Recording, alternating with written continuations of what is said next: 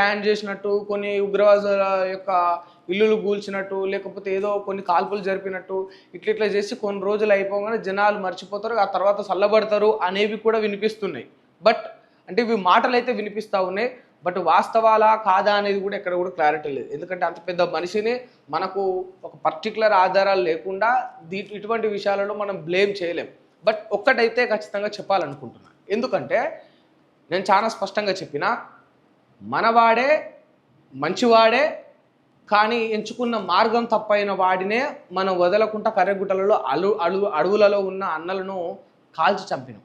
కనీసం వాళ్ళు కాంప్రమైజ్కి వచ్చి కూర్చొని చర్చిద్దామని లేఖ రాసినా కూడా వదలకుండా పిట్టలను కాల్చినట్టు కాల్చాం. వాడు మనవాడే మంచివాడే, కానీ వాడు ఎంచుకున్న మార్గమే తప్పు. ఇంకా అన్నిటికంటే గొప్ప విషయం ఏంటంటే, అన్నలు అడవులో ఉండేవాళ్ళు పేదల కోసం వాళ్ళు అడవి బాట పట్టిందే తప్ప పేదలను దోసుకుందాం, ఈ దేశ ప్రజలను చంపుదాం అనేది కాదు.